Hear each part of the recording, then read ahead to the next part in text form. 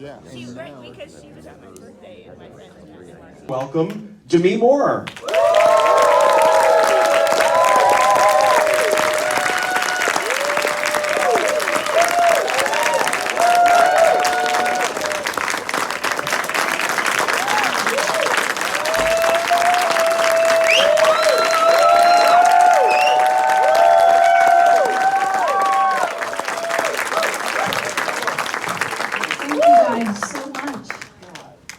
Great to see you. How are you all doing?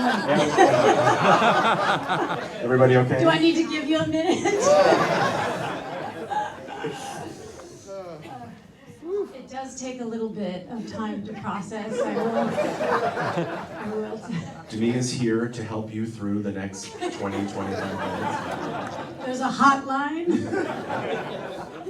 I can only imagine what the conversations have been like, and I'm so happy to be having one with you. Thank you. I would love to know, Coralie, your filmmaker here, I would love to know what your introduction to her was and how she introduced this film to you. Did she say, or did she send it to someone and tell you just to read it? Or did you have a conversation with her first? How did it all work? Well, so the interesting thing is my agent sent me the script and he said, I don't want to tell you anything about it. I think you just need to read it. He said, there's something here, I'm not sure, but I think you just need to read it and then let's talk about it.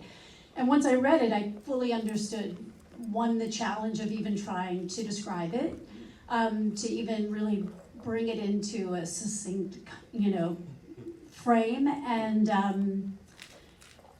I loved it. It was, as it is in the film, it was a very intriguing, very detailed script. And it's a very personal story for Coralie. I think in many respects, Elizabeth is Coralie, and Margaret's character, Sue, is the girl that she experienced of that time that she was pitted against. And so there was aspects of that in her exploring this subject that I think really also struck me deeply, even though I don't feel I don't feel like I am Elizabeth.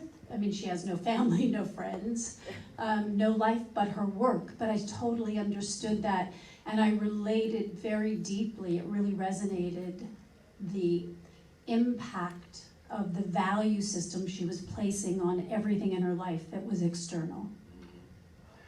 When you first spoke with her, what were your first questions that you wanted answered? Well, I read this and I really thought, okay, this could be amazing, but it could also be a fucking disaster. Because conceptually, how do you really bring, you're introducing so many elements. I mean, it had such a depth of raw vulnerability and honesty dealing with this subject matter that I think is really an important one. And, but then it opened up into 30 gallons of blood being sprayed.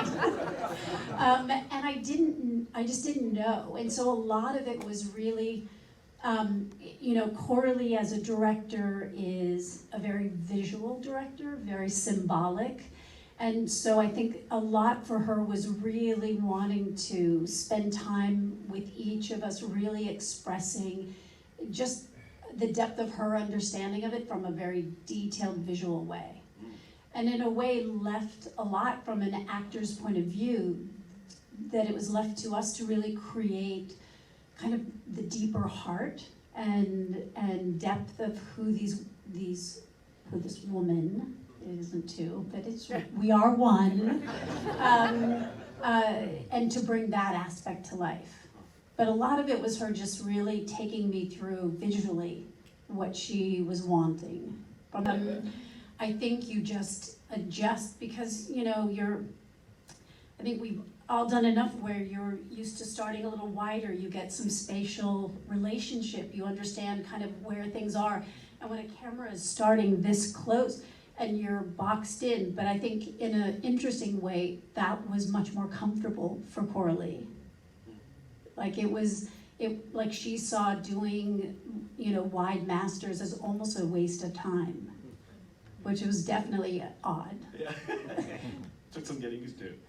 Who's your support sitting before you said yes? So, you know, Kevin Uvain is definitely in there. Scott Metzger, who is actually now a manager, but he's the one that originally sent it.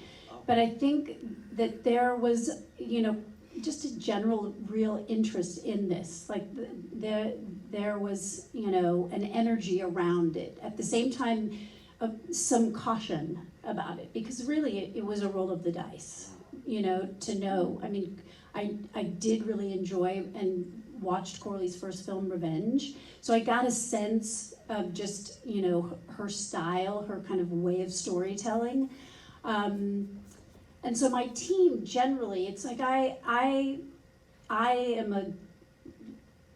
love collaborating. To me, that's one of the greatest joys. And I find that I equally like to do that. I bounced this off Scott Metzger, and I spent a lot of time talking it through. And but in truth, you just have to go back. Sometimes there's something in this case when you recognize something that scares you in just that right way. And when I say scare you, I think fear is an incredible reflection of information.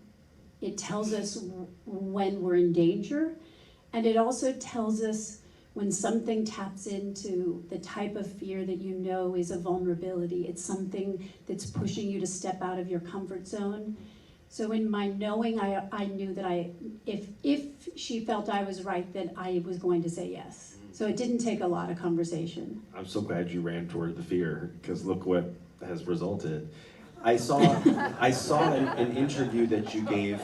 I think it was Graham Norton, the interview that I'm talking about, and he was asking you about the film, and I liked the phrase that you used, that your hope was that this was a film that could move the needle a little bit. You said something like, no one film can completely change everything, but when it comes to cultural conversations around aging, I think move the needle was the phrase that you used, and I loved it.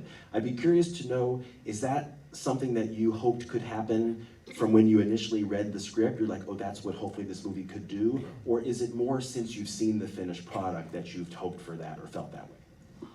I think in the process of making it, it's more just the recognition that it had something that I felt resonated with us as human beings, that there was something in this that we all related to. And for me, that really was in the foundation of the violence that we can hold against ourselves, that harsh criticism, that, you know, and the idea that she created something of a physical manifestation. Like, what would it look like if we were able to create this externalized, you know, idea of the words when we're dissecting ourselves, when we're, you know, in that space of harsh criticism, that compare and despair? What would that look like? And as I looked at that deforming aspect of the character, I realized that there was more to your point.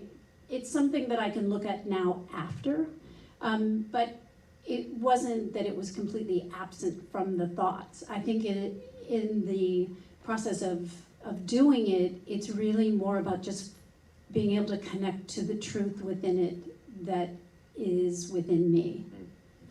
Given that Margaret and I felt like we had days where it was like tap in, tap out. You did the first half, I'm doing second half, and vice versa. So we jumped back and forth like that. how did you work with Margaret, given the fact that you are one?